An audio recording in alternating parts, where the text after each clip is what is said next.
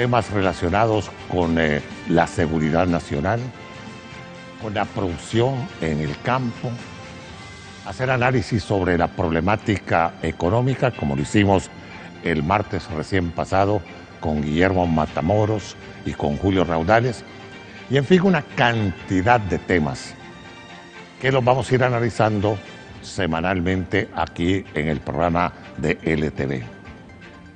Pero indudablemente que uno de los temas principales en el país es la educación. Un país sin educación, sin salud, no tiene vistas al progreso. No puede salir precisamente del atolladero social. La educación es importante. Y en Honduras hemos tenido problemas que venimos siguiendo desde hace muchos años sobre la problemática de la educación. Y le ponemos así problemática porque ahora se ha agudizado con esto de la pandemia y de los desastres causados por fenómenos naturales, especialmente en el norte y occidente del país. Pero la educación, veámosla en este momento como un problema, porque hay una disyuntiva. Se van a iniciar los estudios en las áreas primaria, secundaria y universitaria con este rebrote de la pandemia, con este nivel de contagio que cada día se va agudizando. Hay quienes opinan que no hay que mandar a los niños ni a los jóvenes a las escuelas y a los colegios mientras no se haya pasado la etapa de la vacunación. Pero también hay que considerar que la gente vacunada también está expuesta a este Omicron, que es altamente agresivo el virus. Pero este tema de la educación es necesario analizarlo y verlo desde diferentes puntos de vista, pero más que todo de la gente que está especializada en el campo educativo. Hoy en el programa tengo dos invitados que prácticamente pueden sentar cátedra sobre lo que es la educación en nuestro país. Uno de ellos es el doctor Armando Euseda. El doctor Armando Euseda tiene una experiencia enorme en el campo de la educación. Bueno, a tal grado que culminó sus estudios secundarios graduándose como maestro, o sea, se incorporó al magisterio en Puerto Cortés. Y desde ahí empieza él a tener un apego a la educación. Doctor en física, máster en física, fue viceministro de Educación y es actualmente director del Sistema de Estudios de Posgrado de la Universidad Nacional Autónoma de Honduras. Armando es un gran amigo y es muy conocedor del tema. Con él vamos a abordarlo y hacer el análisis adecuado sobre esta situación que vive la educación en nuestro país. Buenas noches, doctor Euseda, bienvenido al programa. Buenas noches, Nahum. Siempre es un enorme placer compartir contigo en tus programas y compartir tu enorme experiencia en el campo del periodismo y tu amistad que hemos tenido por años conversando diferentes temas. Así que estoy a tus órdenes y también una gran oportunidad de desde este escenario nuevo que veo que estás creando, como siempre, con tu inquietud, ver cómo aprendemos en comunión. Así que estoy a tus órdenes. Gracias, Armando. Sí, el otro invitado, que lo tendremos dentro de unos instantes, es especialista en comunicaciones de la UNICEF, o sea, el Fondo de las Naciones Unidas para la Infancia. Y él precisamente es muy conocedor de esto de la educación. Me refiero al licenciado Héctor Espinal, a quien vamos a tener dentro de unos instantes compartiendo el programa. Armando, esto de la educación que ha tenido una serie de consecuencias desde hace mucho tiempo, porque no se llegó a una reforma educativa, porque hay que hacer parangones entre lo que es la educación del campo y la educación de la ciudad, para ver cómo se pueden llevar la situación de los educandos, que prácticamente es problema desde hace mucho tiempo, porque cuando entra la pandemia se tienen que suspender las actividades de educación en centros escolares, en colegios, en la universidad. ¿Por qué? Porque la pandemia entró con una fuerza increíble y ese contagio lo que hizo fue cerrar las aulas. Pero empezó con un sistema de virtualidad, o sea, llevar la educación a través de los sistemas tecnológicos. Pero no todo el mundo tiene el recurso tecnológico a la mano, especialmente en las zonas rurales. Y esta gente prácticamente entró en un campo obligado de la deserción. ¿Por qué? Porque no tenían sus padres acceso a ese tipo de comunicación. ¿Qué me puedes decir sobre eso, Armando? No, muy interesante la apertura, la reflexión de apertura que nos haces. Lo primero que tenemos que darnos cuenta es que nadie, ni tu generación, la mía, la de mis hijos, la de mis nietos, conoce de esto. Esto es una cosa totalmente nueva y inédita. Entonces agarra al mundo entero desprotegido, una pandemia impresionante, 1.500 millones de alumnos jóvenes desde primer grado o desde el kinder, jardines de niños, hasta los posgrados universitarios. Repito, 1.500 millones de personas en el mundo son enviados en el lapso de 3 semanas, en el mes de marzo, son sacados de los centros escolares. Y mucha gente creía que iba a ser por unos 2, 3 semanas o 2, 3 meses, y ya vamos cerrando de eso el segundo año. Eso fue en marzo, a mediados de marzo del 2020. Entonces, lo primero, Nahum, que hay que decir es que nosotros fuimos a nivel mundial presos de la incertidumbre, presos del miedo que genera la incertidumbre, la falta de conocimiento del impacto que esta pandemia iba a producir, este virus iba a producir.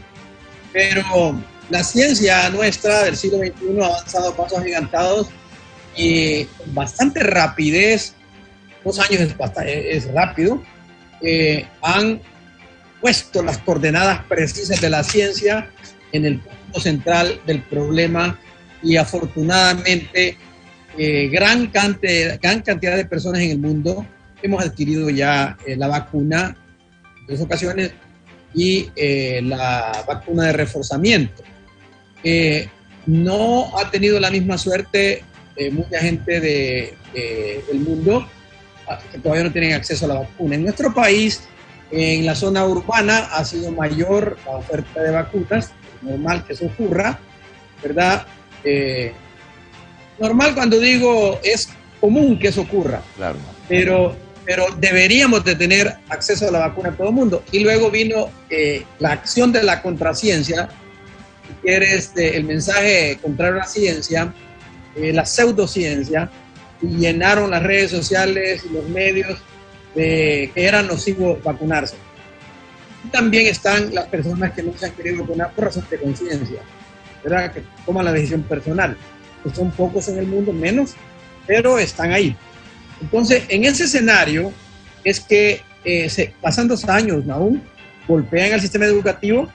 Tenemos el resto del mundo, de esos 1.500 millones, a estas alturas ya quedan menos de 100 millones que no hemos regresado presencialmente en nuestros sistemas educativos.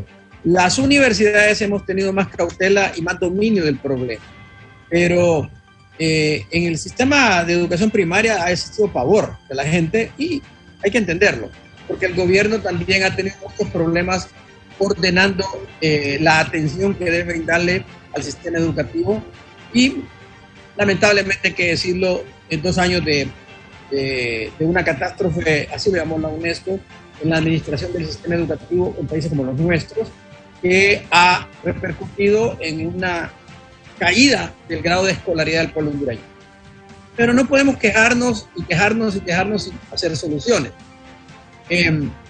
Hay ahorita el debate de si ya debe de regresar a clases la gente. Yo he dicho en varias ocasiones, y lo voy a repetir de entrada, Nahum, tenemos que hacerlo. La escuela nació y desde sus inicios ha sido un escenario de protección de los niños. Nadie puede negar. Ahí se les vacuna, se les da alimentos, se les educa, se les cuida. Es un escenario positivo. Está más protegido el niño en la escuela que en cualquier otro lugar, con la excepción de su hogar, donde asumimos que sus padres pueden hacerlo. En muchos casos es difícil. Entonces, la pregunta que viene acá es ¿cuándo y qué condiciones mínimas no negociables se ocupan para regresar? También hemos estado, caímos en la trampa de pensar que la tecnología podría ser solución.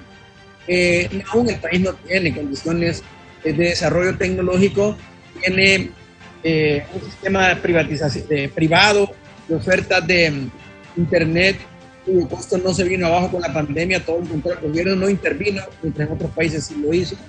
Y eso hizo difícil para los pobres, pero la inequidad no solo en Honduras. El golpe de la pandemia está medio a nivel mundial, afectó más a la gente pobre, como era de esperarse, pero aumentó la inequidad en el acceso a la educación, la inequidad en el proceso y la inequidad en los resultados en el sistema educativo.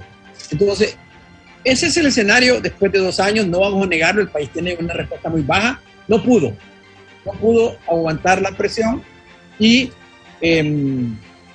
ahora viene el momento en el cual el debate está, que hay un rebrote y hay ciertas condiciones de si vamos a regresar o no. Antes se decía que si los maestros estaban vacunados había que regresar, que los alumnos también deben estar vacunados. Todo eso tiene que analizarse, pero no hay que perder que el norte es abrir la escuela, porque yo que trabajo el tema tecnológico, Nahum, tú lo sabes, aplicada a la educación, no tengo ningún problema en aceptar que para la educación inicial, lo que llamamos los jardines de niños, donde se dan los primeros circuitos, componentes cognitivos del desarrollo temprano, el circuito lector, ahora lector digital. Ahí no necesariamente la solución es tecnología. Ahí la solución es recurrir al libro de papel, recurrir a abrir la biblioteca, recurrir a los folletos que por el periódico se pueden distribuir y apoyar a la maestra y el maestro de los primeros grados, fundamentalmente, primero, segundo y tercero, prioritarios, super prioridad a primer grado, el jardín de niños prioritario, para que esta generación ahorita logre ingresar a la escuela, que lo primero es que lleguen a la escuela, ¿verdad? Y que los niños que se fueron un montón, claro. Las estadísticas son tremendas, logren volver a matricularse. Entonces, la primera gran campaña de este momento hasta el inicio de febrero, en estos 20 días, mediados de febrero, matricularse. La primera gran campaña que tenemos que hacer es todo el poder a las aulas. Así como le dimos todo el poder a las urnas, ahora es todo el poder a las aulas. Necesitamos llenar de niños nuevamente la escuela. Ahora, mientras tanto, el gobierno tiene que empezar a trabajar con la ayuda de los gobiernos locales, no lo va a hacer solo, con la ayuda de la comunidad, de las iglesias, de los patronatos, etcétera, a levantar la infraestructura para que los alumnos vayan a un escenario atractivo. No es fácil, hay que ponerle dinero. Lamentablemente el gobierno no ha invertido dinero suficiente para tener los edificios que ya los debería tener, para eso no hay excusa, llave en mano, no los tiene, pero se puede y se debe trabajar intensamente en el mes de febrero, de tal manera que no haya, que matriculemos a todos los niños posibles, que avancemos, ¿verdad? Se haga el lobby, la compra de vacunas y todo necesario para que los niños se vacunen, los que ya tengan edad de vacunarse, ¿verdad? Y se protejan. Sí. Y también diferenciar que una cosa es el Instituto Central, una cosa son institutos, son colegios grandes, los técnicos, y otra cosa son las escuelas rurales, donde los escenarios son distintos, donde hay más oportunidades de actividades al aire libre y donde también la escuela, siendo más pequeña, la comunidad puede también reactivarla con mayor facilidad. Y hay que citar ejemplos que Héctor conoce, yo espero conocer este año personalmente, pero los he estado siguiendo, de varias iniciativas de escuelas que están funcionando a la perfección. Ya llevan 2 años. El año pasado trabajaron más de 300 días. Hay escuelas rurales que lo están haciendo. Hay que analizar lo que han hecho, imitarlas, y hay que perderle el miedo a la pandemia. Hay que usar la ciencia, no corre riesgos innecesarios. Claro. ¿Verdad? Pero en esto me gustaría, Armando, que como estamos analizando el tema de la educación, y el planteamiento tuyo me parece que es consecuente con esa actitud que debe tenerse en Honduras de que la educación es fundamental para ya ir preparando a las futuras generaciones, o sea, abrir las aulas. Correcto. El problema está en esto, Armando, que hay muchos centros escolares que no reúnen las condiciones pedagógicas, no tienen ventilación, no tienen sistema de agua, no tienen sistemas sanitarios, no tienen tantas cosas que pueden exponer al niño precisamente, no solo a la pandemia. Hay lugares donde estaban reportando el otro día que no se cortaba el zacate y todo eso, y que había un zancudero enorme cuando hay prácticamente la pandemia con el virus, el coronavirus, y también está la cuestión del dengue, que el dengue está causando estragos. Entonces yo creo que ahí es donde debe de buscarse cómo se pueden concatenar los esfuerzos, no solo del gobierno, sino que también de las municipalidades y de los padres de familia. ¿Qué me puedes decir sobre eso? Totalmente de acuerdo, Nahum, pero hay que hacer conciencia, Nahum. Sí. Antes de que se iniciara la pandemia, ya las escuelas estaban abandonadas. Sí. No fue prioridad por muchos años, ¿verdad?, para el gobierno el mantenimiento de la planta física, el darle a la escuela su lugar, a la escuela que tú fuiste, que yo fui. Yo fui a una escuela pública y a un colegio público, pero mi colegio era, si querés, de madera, pero era sumamente aseado y tenía agua potable y todo, el Franklin D. Roosevelt. Era una galera, pero bien cuidada. Claro. Entonces, lo que pasa es que la pandemia agarró al sistema, si quieres, ya de caída. Sí. Pero eso no debe servir de excusa. Toda la parte de infraestructura, tuvimos tiempo para enderezar la situación. No lo hicimos. Lo primero que tenemos que hacer ahora, en cuanto llegue el nuevo gobierno, es manos a la obra, matricular, mientras se matriculan alumnos, porque hay que irlos a traer a sus casas. Claro. La gente no cree, ¿verdad? Hay que ayudar al padre de familia también en el área rural. Nosotros tenemos que abrir nuestros corazones y nuestra capacidad intelectual para apoyar esta apertura a las escuelas. Y ¿quién mejor que la municipalidad a la cual pertenece una aldea, ¿verdad?, en la zona rural de Honduras, en Olancho, digamos, en las afueras de Catacamas o en Ocotepeque o en Santa Bárbara, que fue destruida por los huracanes el año pasado? ¿Quién mejor que esas municipalidades, Nahum, para levantar la escuela con la ayuda de los patronatos, de las iglesias? Hay que darle los recursos al nivel local. Sale muy caro que desde Tegucigalpa pensemos que vamos a ir nosotros a arreglar todo eso, o que vamos a visitar una contratación de estas megacompañías, claro, porque hay demasiado intermediario y es muy caro eso. Claro. Entonces, aquí ha habido la costumbre de poner eso y es la movida legal, ¿verdad? En escalera, yo gano la licitación, su contrato, y ahí voy todos esos costos se los van pasando al Estado y vamos a tardar 8 o 10 meses en levantar una escuela que tiene 2 aulas. No puede ser. Claro. Cuando ya tenemos experiencia, claro, cuando después del MICH se usó el modelo Proeco y muchas escuelas rurales fueron levantadas con ese modelo. El modelo del FIS funcionó también. Y las municipalidades, mañana estoy invitado a un acto, por ejemplo, virtual, donde el alcalde Alan Ramos en Puerto Cortés, para citar un ejemplo, ¿verdad? Hace entrega hace su informe de actividades, y alcaldes como Alan Ramos, por ejemplo, alcaldes que ha habido en Trinidad Santa Bárbara, que ha habido en varias zonas rurales con menor dinero que Tegucigalpa y San Pedro Sula. Han hecho mega escuelas que no ha hecho Tegucigalpa y no ha hecho San Pedro Sula. Necesitamos ese tipo de alcalde levantando su escuela rural, ¿verdad? ¿Quién más que el alcalde de Omoa para levantar sus propias escuelas que tiene allá en la zona de Corinto, pegando a Guatemala? Aún nadie lo va a hacer. Entonces, pero eso la comunidad lo levanta en un par de semanas y la dejamos. Claro. ¿De acuerdo? Y a menor costo. Claro. Y luego no volver a dejar que se caiga el sistema, que el infraestructura caiga.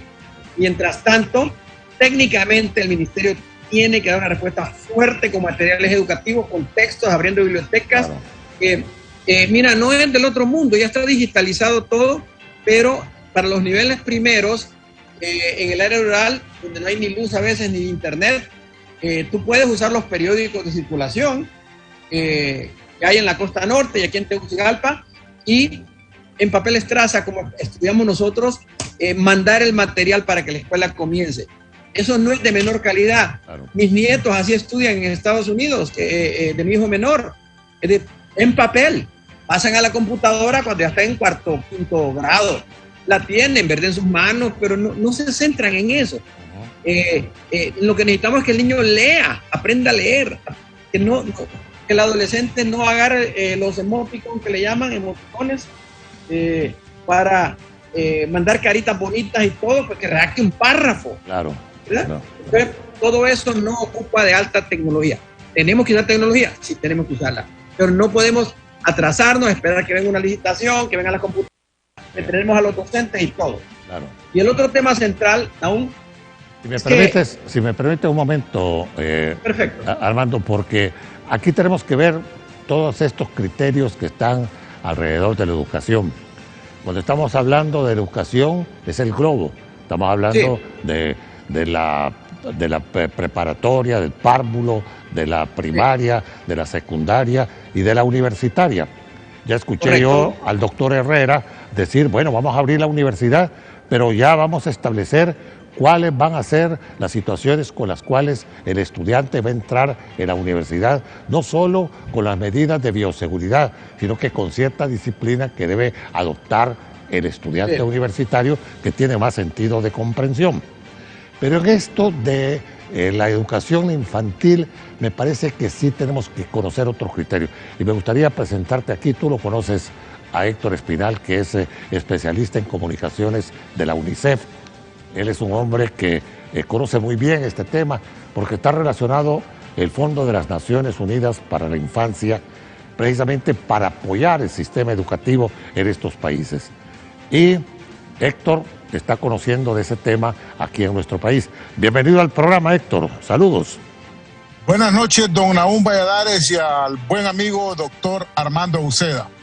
Con el doctor Armando Uceda quizás vivimos uno de los momentos más difíciles del país, la respuesta al huracán Mitch. Él era viceministro de Educación. Correcto. Y juntos recorrimos no solamente Morolica, sino diversas escuelas del país bajo una metodología que le llamamos retorno a la alegría. El impacto del Mitch fue grandísimo y la respuesta fue de una amplia movilización social. Esta tarde, casualmente, hemos tenido una reunión de UNAUN con los gremios magisteriales del país, con los 6 gremios magisteriales y con la comisión de traspaso de mando del nuevo gobierno. Y nos satisface poder compartir que cerca de 63,000 maestros y maestras del país, en cerca de 24,000 centros educativos que tiene todo en el país, estarán abriendo las escuelas próximamente. Como decía el doctor Uceda, el circuito educativo no necesariamente está basado en el aula física como infraestructura. Aprender a escribir, a pensar, al arte, a la cultura, pueden ser en el entorno del hogar, en el entorno comunitario, pueden ser en las diversas modalidades que se tiene. no puede existir en el año 2022 ninguna barrera ni ningún obstáculo que impida el aprendizaje de las niñas y los niños bajo cualquier modalidad, presencial, semipresencial, virtual o en espacios físicos distintos. Esa casualmente es la gran experiencia que tuvimos con el huracán Mitch y con la experiencia que lideramos con el doctor Armando Uceda como viceministro de Educación de ese momento. Por supuesto que son diferentes. Básicamente tenemos 3 condiciones especiales que garantizar. Uno es el tema de que el maestro esté en el aula junto con el padre y madre de familia para matrícula escolar en febrero. 2, bioseguridad en cada lugar, agua y saneamiento, pero mientras esto ocurra, debemos estarnos preparándonos presentes en el aula. La enfermera está en el centro de salud, el doctor está en el centro de salud, usted está en su programa presencialmente, todos estamos en labor y la educación no puede posponerse un día más. Un día más que perdamos, casi son como 4 años para cada niño y niña de retraso en su aprendizaje, y aprender tarde es como no haber llegado a la escuela. Esa experiencia que varios países han tenido y que Honduras tuvo para lo que fue enfrentar el huracán Mitch y responder acertadamente y con rapidez, hoy en día es una lección aprendida, y casualmente el doctor Uceda fue un protagonista de ese proceso, y usted, lo recuerdo muy bien, al mando de Emisoras Unidas, liderando todo este proceso de animar y motivar a la población hondureña. Esta es la primera etapa, don Nahum, animar a la población hondureña de la importancia de la escuela, que es casualmente lo que está haciendo usted hoy en su programa. Motivemos a las niñas y a los niños y a los padres de familia para que se asistan, den cuenta correcto, de que la escuela es, pero este programa casualmente tiene esa característica. Correcto. Precisamente eso, Héctor, es lo que estábamos hablando con el doctor Uceda, en el sentido de que aquí tiene que haber un conjunto, una armonía total en el campo de la educación. Están los docentes, los escolares, los colegiales, los universitarios, los padres de familia. Este es un compromiso nacional y es algo que debemos nosotros estar impulsando. La educación no puede seguir paralizada. La educación tiene que verse cómo se le hace frente. Vaya, medidas de bioseguridad. Es cierto que esta variante del coronavirus está causando estragos, pero también tenemos que ver cómo podemos contener eso con la responsabilidad. Y el padre de familia tiene en esto un papel importante que jugar, porque el padre de familia debe ser el orientador del niño y del joven de lo que tiene que hacer para evitar el contagio. Porque no podemos mandarlos a que se arriesguen ellos solos. Al niño, por ejemplo, hay que enseñarle que ya no va a tener aquellas jornadas de recreo donde va a ponerse a jugar fútbol, donde va a hacer cuestiones colectivas. Eso es precisamente lo que hay que hacer. Nos vamos a ir a una pausa para que después con Armando Uceda y con Héctor Espinal sigamos analizando el tema de la educación en nuestro país. Ya retorno con ustedes.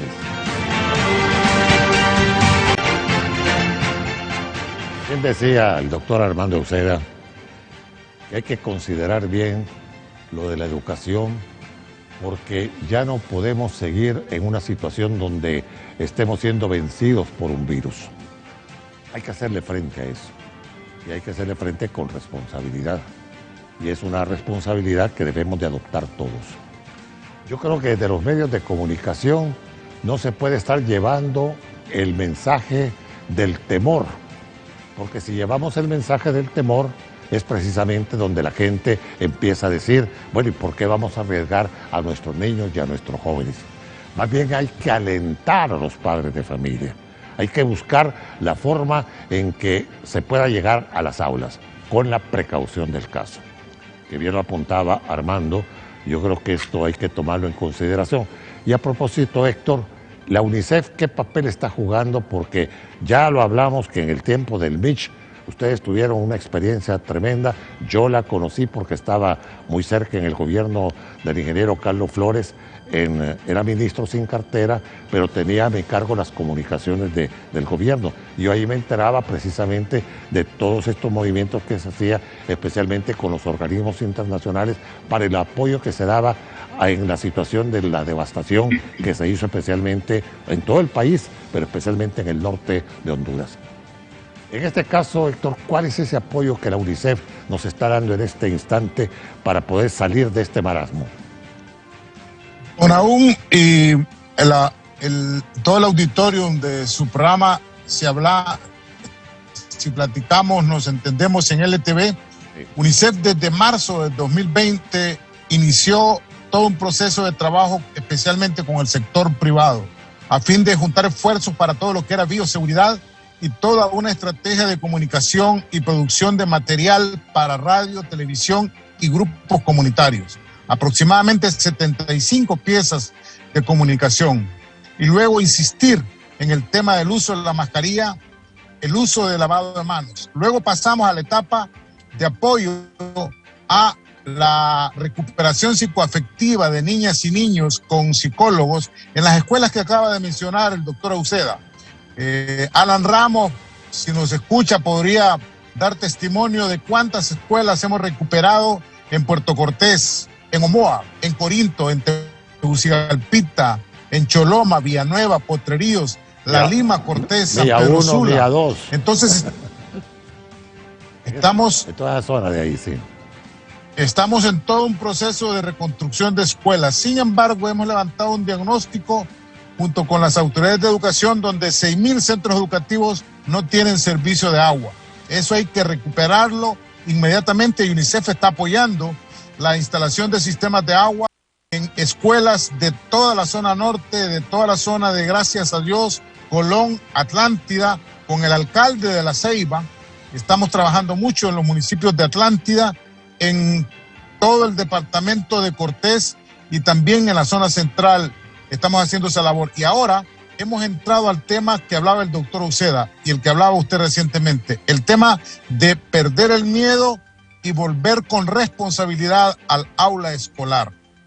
Por eso es que esta tarde, noche, hemos tenido un diálogo muy franco con gremios magisteriales, con expertos en educación, a fin de prepararnos para que el 27 de enero la presidenta entrante pueda anunciarle al país que se abren las escuelas de manera progresiva, de manera responsable, con medidas de bioseguridad, pero dar esa noticia de alegría de que el circuito educativo se renueva bajo una nueva modalidad que creo que el doctor Uceda, como experto en educación, estará pudiendo compartirnos más. Esta oportunidad de COVID-19 nos da el chance de transitar hacia un nuevo currículum nacional básico, pertinente, eficaz, que sea útil para las niñas y los niños, que el aprendizaje cambie completamente. No nos ayuda en nada volver a la vieja normalidad cuando tenemos la oportunidad de no solamente recuperar la infraestructura escolar física, sino también de recuperar la infraestructura académica y del currículum básico para que la tecnología y los nuevos aprendizajes estén en manos de maestras y maestros y de niñas y niños. En ese proceso estamos. UNICEF a nivel global, a nivel mundial, y en Honduras está trabajando el gobierno que sale al gobierno que está entrando con las alcaldías municipales, y ahora lo estamos haciendo con todos los gremios magisteriales a fin de que haya armonía en el país para que las niñas y los niños ganen. Solo con la educación se gana. El desarrollo de un país no entra por otra puerta más que por la puerta del aula escolar, y eso nosotros tenemos que enfatizarlo. Cada día que se pierde es un día que nuestras niñas y pierden, y al perder las niñas y niñas pierde el país su recurso más genuino, más talentoso. Las niñas y niños pronto tendrán la oportunidad de ingresar a la competencia por el sistema laboral o a sus habilidades, pero si entran con rezago escolar, su capacidad de competir va a ser muy desigual frente a otros actores. Estamos trabajando en toda la zona de, gracias a Dios, en todas las zonas de comunidades indígenas y ayudándole al país, sobre todo a lo que usted acaba de decir muy bien, a perder el temor, a ganar el aula, a perder algo, y cierro esta participación con esto. En la historia, las escuelas han sido centros de prevención de salud y no centros de contagio. El sarampión y la polio la derrotamos desde la escuela. Las enfermedades diarreicas logramos reducirlas desde las escuelas. El control de crecimiento y desarrollo desde las escuelas. Por eso es que las escuelas debemos verlas como un espacio de prevención de salud y no como una amenaza de contagio, que es casualmente el temor que existe en padres y madres de familia, y debemos inmediatamente reducir esos temores, pero por supuesto guardar las seguridades que usted ha mencionado. Bien. Gracias, Héctor. Armando, en esto que estaba indicando Héctor, me parece que hay que hacer énfasis, porque cuando se está hablando del retorno a la educación, se habla de clases presenciales y semipresenciales. ¿Cuál es esa diferencia que se está indicando y en qué lugares es donde se puede aplicar lo semipresencial? Porque con estos términos muchas veces se confunde la gente. Entonces hay que buscar, como decía Héctor, las estrategias que se tienen que emplear con el nuevo gobierno, que hay que ayudarlo precisamente a que dé esos pasos. Porque en realidad, si no tenemos una participación toda la ciudadanía, no vamos a poder salir del país. No podemos dejarle a un gobierno que haga las cosas solo porque las tiene que hacer o porque las prometió. Hay que ver también la realidad del país. ¿Qué me puedes decir sobre eso, Armando? Primero, Nahum, para mí es un enorme placer estar con Héctor Espinal. Lo conozco desde sus años de estudiante universitario, un estudiante inquieto, era estudiante de periodismo, lo recuerdo bien. Yo soy más contemporáneo de su hermano mayor, Herman, pero el punto central que dijo Héctor, hay que retomarlo. Hay que perderle el temor a esta enfermedad. No hay que actuar con libertinaje. No hay que decir, si la ciencia, si nos acompañamos de la ciencia y seguimos lo que nos indican los que saben de la protección en salud, nosotros podemos llegar a la escuela, abrirla como un escenario seguro. Ya muchas escuelas que tenían pavor el año pasado, que eran escuelas privadas, ¿recuerdo? Ya están llevando niños a las escuelas con medidas de extrema seguridad. En el área rural, Héctor ha visitado, conoce esta experiencia de Santa Cruz de Yojoa, y hay otras escuelas en el sur que yo he tenido conocimiento, que han estado las maestras con las uñas atendiendo su escuela y no la han dejado sola, porque en el área rural el escenario es uno, y ahí podemos hacer uso, ya los maestros vacunados y la comunidad apoyando para la limpieza y que las condiciones higiénicas básicas no negociables las tenga la escuela, aportadas con el apoyo de la comunidad, y que esto signifique que el Estado le va a dejar a la comunidad el gasto total. El Estado tendrá que poner recursos en manos de los actores locales para que esto camine y perderle el miedo. Ahí también, repito, en los niveles de educación preescolar inicial, de 0 a 6 años, eso me gusta de UNICEF.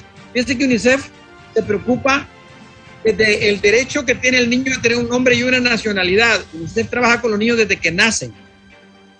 Trabaja con los niños en su educación inicial, inicial de 0 a 6 años. Trabaja con los niños de la escuela primaria, trabaja con los adolescentes, con la niña que está expuesta en riesgo. Y entonces, ese escenario que UNICEF tiene bien tipificado y que en África lo ha puesto la carne en el asador también y tiene experiencia, nos sirve para entender que lo que vino a decirnos la directora de UNESCO para la región, creo que el año pasado fue, Héctor, que nos dijo, el año pasado, Jean Goff, que casualmente es hondureña, es originaria de La Mosquitia y es la directora regional para América Latina y el Caribe. Casualmente el año pasado nos visitó en plena pandemia todo el Caribe y el occidente del país. Y vino y nos dijo, abran la escuela, ábranla, pero sean inteligentes para abrirla, ¿verdad? Es decir, y como yo me cuido y se cuida todo el que sale con la doble mascarilla, lo que sea, si voy a comprar una medicina no me dejo del carro, etcétera, hago lo que yo puedo. Igual puede hacerlo el maestro en el aula. Los maestros son... Miren, aquí no hay salida si los maestros no son apoyados. Así fue en el MICH y así es ahora. No hay reforma educativa, no hay transformación, no hay apertura de escuela si no acompañamos al maestro. Y el maestro está abandonado, hay que reconocer lo que estamos en deuda con ellos. Entonces, se pueden aún, entendamos que si, repito, el desarrollo temprano del circuito lector no es atendido, dejamos al niño botado en la calle. Yo he dicho en otras ocasiones, Héctor, que el padre o la madre le lean un cuento a un niño o a una niña, impreso en papel de estraza puede estar el cuento, ¿verdad? Tiene un efecto que no puede ser sustituido ni por Siri, ni por Alexa, ni por cualquier computador, porque el sonido de la voz de la madre, de la abuela, del padre, del hermano, de la hermana, para el oído del niño, es lo que vale. Es angelical. No, es angelical, es lo que vale. Entonces, hay una computadora. La lectoescritura es como el ADN fundamental del futuro de la mente que estamos escolarizando en este nuevo milenio para este nuevo ciudadano digital. Si le hacemos leer bien, si hacemos que la escuela, que el reino del libro llegue a la escuela de vuelta donde nunca debió salir, nosotros podemos ascender con ese niño y en el tercer ciclo de educación básica ya exponerlos a la revolución de la inteligencia artificial y la biotecnología, desde ahí. Porque también tenemos que ver, nosotros estamos preocupados por los primeros, abrir el año, es importante, pero hay que levantar la cabeza y ver ese niño que estamos entrando en primer grado, que va a tener el niño que nazca ahorita, va a tener 28 años en el 2050, 28, va a estar saliendo de la universidad a nivel de posgrado. Entonces tenemos que pensar que esta pandemia la tenemos que derrotar en el aula. Así es. Aún, cargo con esto. En la Escuela República de Chile, yo pasé por Puerto Cortés el otro día, estuve ahí, y siempre paso viendo mi escuelita, bella mi escuela, y en la red General Hammer, ahí me pararon, miren, en fila india, levántese la camisa del uniforme, me pusieron la vacuna, porque los niños de mi edad tenían el serio problema de varias enfermedades, particularmente la polio no había sido erradicada y nosotros, mira, las madres nuestras pasaban desesperadas, y también la viruela, el sarampión, todas esas cosas. Aún la escuela ha sido un lugar, la escuela es de los niños y de los alumnos, de los maestros. Es el crisol. Ahí se les cuida, se les protege, no hay para dónde, abrámosla. Así es. Yo creo que en eso, Armando, estamos de acuerdo, ustedes como participantes en el análisis y nosotros en la exposición del tema, porque correcto, en realidad el país necesita la educación. Hay dos campos que son prioritarios, educación y salud. Porque ahí pero perdona que te interrumpa, pero sí. Tampoco la vamos a abrir como quien abre un potrero. Claro. Un fango. Tenemos que abrirle y ponerle las condiciones básicas sanitarias no negociables. Así es. Sí. Pero tenemos que abrirla. Claro. En eso estamos de acuerdo, que se debe considerar que las medidas de bioseguridad deben de llevarse al extremo para la protección del niño y además de las familias, porque si un niño se contagia, este niño es precisamente transmisor de la enfermedad en sus hogares. Yo creo que es ahí donde tiene que estar la responsabilidad mutua, la responsabilidad del maestro y de los padres de familia. ¿No es así, Héctor? Así es, don Aún. Usted acaba de decir algo muy importante. Si nosotros logramos contagiar de entusiasmo a nivel de la comunidad, caserío, aldeas, escuelas unidocentes, escuelas bidocentes o escuelas multigrado, nosotros vamos a reducir el contagio de enfermedad en el hogar.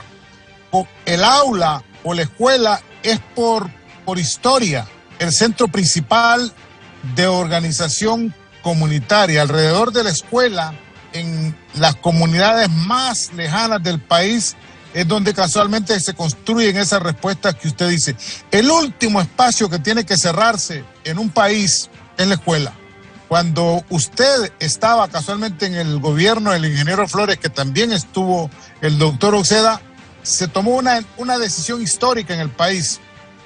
Aún con el huracán Mitch, después de superadas varias etapas, se levantó en las leyes del país que las escuelas no podían servir de albergues. Y se repararon las escuelas. A los 2 días las escuelas estaban de nuevamente abiertas en las condiciones que estuvieran. Pero solo estando adentro de la escuela es que el maestro, la maestra o la comunidad puede identificar qué problemas tiene y cómo superarlos. Es desde adentro de la escuela es como se puede dar la respuesta. Y casualmente eso es el proceso en que estamos ahora.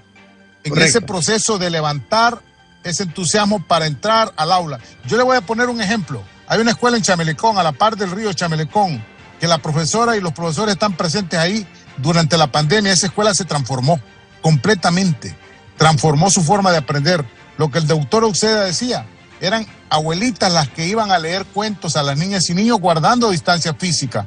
Y aprendieron, y el nivel de contagio ha sido reducido completamente. En las escuelas que Armando hablaba de Puerto Cortés, yo conocí una recientemente en Baracoa Cortés, la comunidad de Conán, fue destruida por ETA y por IOTA. En Tegucigalpita, que por supuesto nos están viendo, fueron destruidas varias escuelas y la comunidad las puso de pie, abrió las aulas y las niñas y niños con los profesores están intentando retomar el circuito educativo para que la escuela sea ese espacio de construcción de organización y respuesta comunitaria. Ese es el gran valor de la escuela. Yo creo que la mejor noticia que la presidenta electa puede dar el 27 de enero es decir, se abre la escuela y puede decir de la urna electoral al aula escolar. Esa es la noticia que el país espera para el presente y es la gran factura que el país va a tener al futuro. Armando lo sabe muy bien. Por ejemplo, un niño de prebásica que pierde 2 años, 2020, 2021, 2022, esos 2 años no se recuperan, don Nahum. Esos 2 años se pierden y le pasa factura a la niñez. Claro. Y eso precisamente nos está pasando. Hemos perdido prácticamente Nahum, 2 años. Sí, dime. Retomo el tema de Tegucigalpita, Héctor. Sí. Cuando el Mitch Tegucigalpita quedó totalmente destruida, a mí me dejó con la boca abierta cómo esa comunidad se levantó y, repito, al año siguiente o año y medio después, el presidente Flores les estaba inaugurando una super mega escuela, porque esa comunidad no se rindió. Y aquí lo importante es, miren aún, el alcalde era nacionalista, Domingo Benjíbar, es nacionalista, pero con él trabajamos. Ese hombre se metía al monte a ver dónde estaban los niños que no estaban estudiando con los promotores de Proeco. Se le hicieron 21 escuelas, la comunidad se le dieron recursos para 21 escuelas sin precedentes en Omoa, entre un alcalde nacionalista y un gobierno liberal. La escuela no tiene que sufrir las diferencias que políticamente tengamos los mayores. La escuela es un, si quieres, el trabajo de arquitectura intelectual que hace el docente, no podemos pararlo, porque esa arcilla no está siempre lista, ¿verdad? Sí, como dice Héctor, si pasó el tiempo, pasó el tiempo. Eso que acabas de apuntar, Armando, me parece que es sumamente interesante. El saber que al niño y al joven no se le está preparando por ser liberal, por ser libre, por ser nacionalista, por ser demócrata cristiano, por ser pino. Correcto. Se le está preparando como hondureño, para que pueda servirle a la patria, para que le pueda servir a su país. Yo creo que aquí, en esto sí se tiene que tomar conciencia, que la educación es fundamental para que se le dé todo el empuje, todo el apoyo y además de eso, todo el esfuerzo de la nación. Héctor, muchas gracias por haberme acompañado en el programa. Miren cómo es la responsabilidad de un ciudadano. Héctor Espinal iba a estar desde su casa en el programa, pero tuvo un contratiempo después de esta reunión con los magisterios. Y en el tiempo que iba a llegar a su casa, pues el tráfico vehicular y tantas cosas, pero dijo, no, yo no me quedo sin participar. Esa es responsabilidad. Él ha estado desde su automóvil participando, porque no quería dejar pasar un tema tan interesante como el de la educación. Muchas gracias, Héctor Espinal, por haber estado con nosotros. Muchas gracias a Héctor. usted, don Nahum, al doctor Armando Uceda, a toda la audiencia y también por el enorme respeto que guardamos por usted, por el enorme respeto que guardamos por las niñas y niños. Cada programa de radio o televisión es un espacio para animar, para motivar a la población hondureña para que acuda a las escuelas y anime y apoye a los profesores y a los profesores. Como dice el doctor Uceda, esto no lo podemos hacer sin las maestras y los maestros y la comunidad.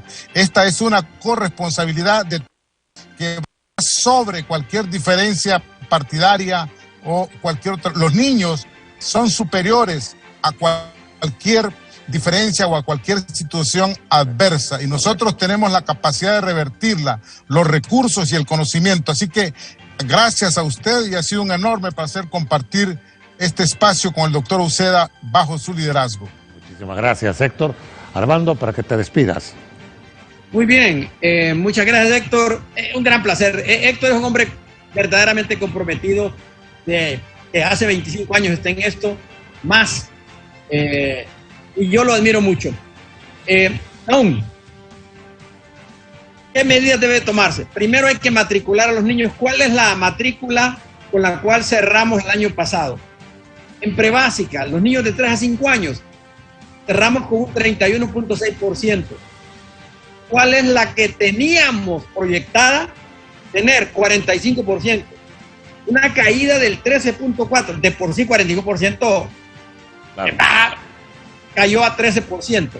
En la escuela primaria que llamamos antes, que son el primer y segundo ciclo, teníamos proyectado tener el 90%. Cerramos con el 66%. Nunca en la historia, desde hace 50 años había ocurrido eso, con el 66%. Una caída de 24%. O sea, esto está grave. Tenemos que matricular a esa gente. En el ciclo común que llamamos antes, ahora tercer ciclo de educación básica, añorábamos tener un 55%, que es bajo. Y cerramos con un 33.4%. Caímos 22 puntos. Y en educación media, ya en el ciclo diversificado, los jóvenes de 15 a 17 años, que teníamos una cobertura muy baja, esperábamos volver a tener 35% antes de la pandemia. Proyectamos para este año matricular 35%. Estamos cerrando el año con el 15.7%. Casi no tenemos educación media.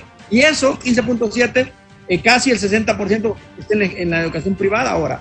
Claro. Caímos 20 puntos. Entonces, regla número 1, reto número 1, todo el poder a las aulas, todos los maestros a matricular. Si no llegan los padres, hay que ir a las casas. Claro. Ellos saben cómo hacerlo. Y los medios de comunicación son fundamentales. Claro. ¿Verdad?